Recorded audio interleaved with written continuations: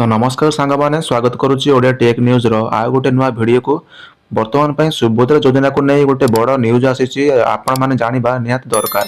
जो मैंने भी सुभद्रा योजना अप्लाई कर नथिले बयस सीमा हो नाला से गोटे बड़ खबर आसी खुशी खबर आसी भिडियो को संपूर्ण भाव में देखूँ आपण जानीपारे कि आपंकर योग्यता मानदंड कौन आ क्यों मैंने सुभद्रा योजना नुआ अप्लाई करेंगे। तो आज भिडियो को डेरी नक आरंभ करुच्ची दर्शक बंधु ये देखो क्लीयरली मेंशन है कि सुभद्रा योजना पोर्टालटा यहाँ ऑफिशियल पोर्टालटा देखा आपको देखिए subbhodra.odisha.government.in यहाँ कि सुभद्रा योजना यहाँ ऑफिशियल आमर रोचे वेबसाइट रोचे। तो आपण मानक देखा कि योग्यता मानदंड कौन सुभद्रा योजना का ये देखिपे आपने ये देखो योग्यता मानदंड कौन ना मानदंडर विवरणी आपण मानक जनाऊँ योग्यता यह योजनार लाभ पाइबा समस्त महिला हिताधिकारी निम्नलिखित योग्यता मानदंड बा पूरण करने आवश्यक। तो मानदंडटा कौन ना प्रथम पॉइंट रोचे ये आवेदनकारी ओडिशार बासिंदा होइतिबा निहाती आवश्यक। तो जदि आपण माने ओडिशार बासिंदा बा ओडिशा रे रहउछंती आपनक डॉक्यूमेंट्स सब ओडिशा रे अछि ताले आपण माने ए योजना पई अप्लाई करि परिबे। तापर सेकंड पॉइंट रोचे कौन ना NFSA आउ SFSS अंतर्भुक्त होइतिबे। तो NFSA कौन आउ SFSS कौन ना जदि आपण माने मासिक 2.5 लाख रु कम टंका कौन सी सरकारी योजनार पाऊ नथिबे ठीक अच्छे ताठू अधिक टका पाऊे 2.5 लाख टकर अधिक पाऊे ताहले आपण योजना अंतर्भुक्त हो पारे ना। जदि ये आपण मैंने अन्य सरकार जेकोसी योजना हो कि स्टाइपेन भी हो जदि आपण मैंने कॉलेज अच्छा कि स्कूल अच्छा स्कूल तो ना आपण मैंने कॉलेज थे जेहेतु 21 वर्ष लिमिट रोचे ठीक अच्छे आउ 60 वर्ष तलू ही रोचे। तो कॉलेज जब आप कौन भी गवर्नमेंट तरफ स्टाइपेन पाऊे तो 2.5 लाख टका उपरकू हेल्ले आप अप्लाई करेंगे ना। आउपर जी देती आवेदनकारी मैंने NFSA आउ SFSS अंतर्भुक्त होते NFSA आउ SF रु वंचित थिबा परिवार रे जड़े महिला सुभद्रा अधीन रे आवेदन करें जदि परिवार वार्षिक आय एतिक टंका 2.5 लाख टंकारु केवल 2 लाख एवं 50 टंका अधिक होई नथिबो ठीक अच्छे। आपण माने मु कहले कि जो मानकर परिवार रे एमानकर भितर जदि 2.5 लाख टंकारु अधिका आय हेई नथिबो बा स्टाइपेन पाउ नथिबे ताहले आपण माने ए योजना रे अप्लाई करि परिबे।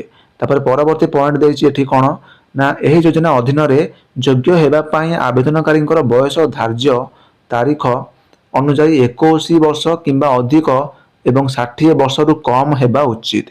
आधार कार्ड रे लिपिबद्ध होइथिबा जन्म तारीख रु आपणकर बयस जनगणना पई एटा निया जाउची। तो हेतिपई देछि कि एटा आपण मानक 21 वर्ष रु अधिक किंबा 60 वर्ष रु कम हेबा आपणकर दरकार।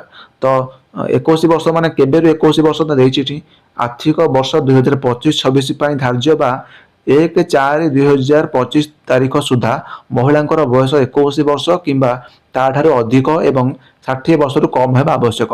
तेणु आवेदनकारींकर जन्म तारीख देछि आवेदनकारी जन्म तारीख 2/4/1965 ठारू 2/4/1965 ठारू 1/4/2004 पर्यंत हेबा उचित ठीक अच्छे।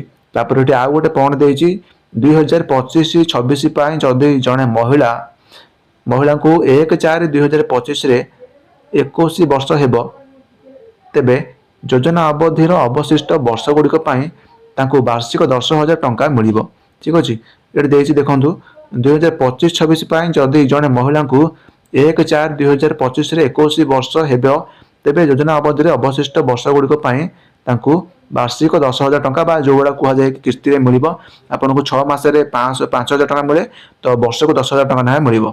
सेहीपर जो महिला 31/3/2025 रे 60 वर्ष पूर्ण करेंगे यह योजना अवधिर अवशिष्ट वर्ष गुड़िक यह सहायता दिज्व ना। 60 वर्ष पूर्ण करते सुविधा मिल ना। क्यों मैंने अयोग्य माने अयोग्य हे देखी देखो क्यों मैंने अप्लाई करेंगे ना। निम्नलिखित महिला माने योग्यता मानदंड पूर्ण करुले ए योजना लाभ करेंगे ना।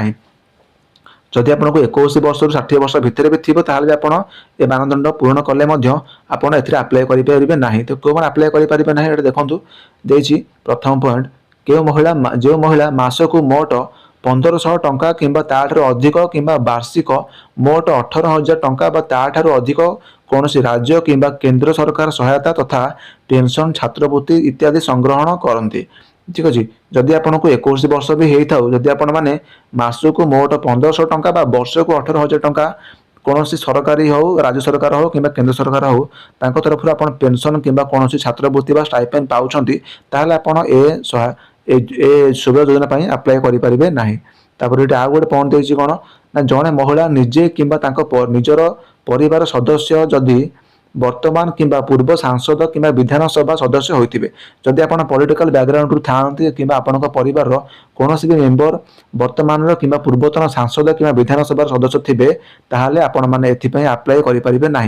जदि आप बापा अजा कि फैमिली मेंबर जी भी थी कौन राज्य सांसद कि विधानसभा किसी एमएलए एमपी थे कि कौन राजनीतिक पॉलिटिकल पार्टी थे ताहले अप्लाई करें ना।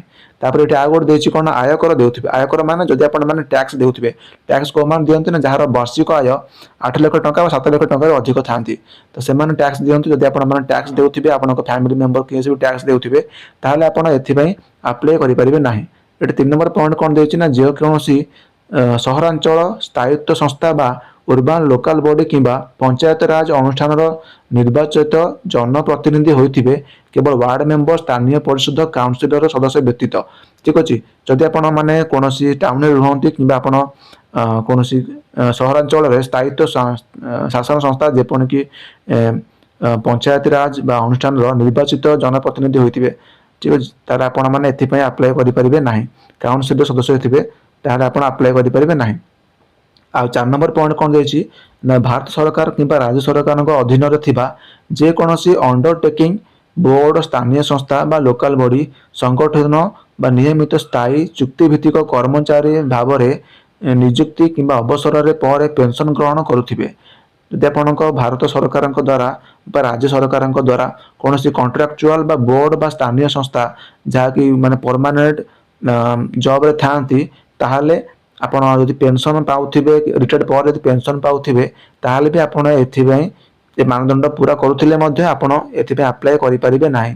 तापर देछि देखंतु एई देछि पारिश्रमिक ग्रहण करुथिबा समस्त कर्मचारी एवं आउटसोर्सिंग एजेंसी माध्यम रे नियोजित समस्त कर्मचारी ए योजना अधीन रे योग्य विवेचित हेबे हला। एठी देछि जदि आपण आउटसोर्सिंग रे भी थांते किबा कॉन्ट्रैक्चुअल जॉब रे भी थांते ताहले आपण एथिपई योग्य विवेचित हेबे नाही। तापर 5 नंबर पॉइंट देछि जे कोनोसी सरकारी विभाग अंडरटेकिंग बोर्ड भारत सरकार किंबा राज्य सरकार मनोनीत प्रतिनिधि होइथिबे जदि आपण माने अंडरटेकिंग बोर्ड बा भारत सरकार के राज्य सरकार द्वारा प्रतिनिधि होइथिबे बा ताको तरफ आपण किछि फैसिलिटी पाउथिबे ताहले मध्ये आपण योजना रे विवेचित हेबे नाही एथिबे आपण अप्लाई करि परिबे नाही। तापर 6 नंबर पॉइंट देछि ट्रैक्टर मिनी ट्रक छोट वाणिज्यिक जान एवं अन्य सामान हालुका सामग्री जान व्यतीत 4 चकिया मोटर जानर मालिक होते आपण अप्लाई करें ना। जदि आप घर ट्रैक्टर अच्छी कि मिनी ट्रक अच्छी जोटा कि चाष कम लगे तापर छोट वाणिज्यिक जान एवं अन्य समान हालुका सामग्री जान व्यतीत 4 चकिया मोटर जान जेकोसी कार हो कि ट्रक हो जदि आप घर अच्छी ताल आपण अप्लाई करें ना। आउ गोटे पॉइंट देछि कोन आवेदनकारी परिवार जलसेचित जमीर परिमाण 5 एकड़ अधिक और अण जलसेचित जमीर परिमाण 10 एकड़ अधिक होइतिबो। जदि आपनक घरे चाष जमीर परिमाण धान चाष हो कि जेकोन चाष जमी हो जदि 5 एकड़ अधिक अछि ताहले आपण एथिबे अप्लाई करि परिबे नाही। आ अण जलसेचित जमीर परिमाण अण जलसेचित जमीर परिमाण माने कोन ना जदि आपण चाष बिल तो अछि आपण पारेला चाष आपण करूनांती जदि से भला जमी आपनक पाख 10 एकड़ अधिक अछि ताहले आपण एथिपई अप्लाई करि परिबे नाही। तो दर्शक बंधु एटा थिला आजिर पॉइंट तो एटा देछि कि एही योजना पाई परिवार संज्ञा कहिले जातीय खाद्य सुरक्षा आईन राज्य खाद्य सुरक्षा योजना बा NFSA/SFSS रे परिभाषित थिबा परिवार को बुझाए।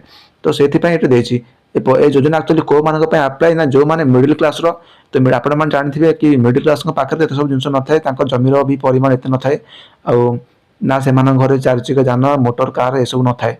तो जदि आपण पारे ए सब अच्छी जिंस तार आपण अप्लाई करि परिबे नाही सेथि पई ए नियम सब अप्लाई हेछि। तो आशा करछि आपण मानको भिडियोटी बहुत इनफॉर्मेटिव लागिछि आपण माने क्लियरली बुझि जाइथिबे कि केउ माने शुभ योजना पई नु अप्लाई करि परिबे केउ माने अप्लाई करि परिबे नाही।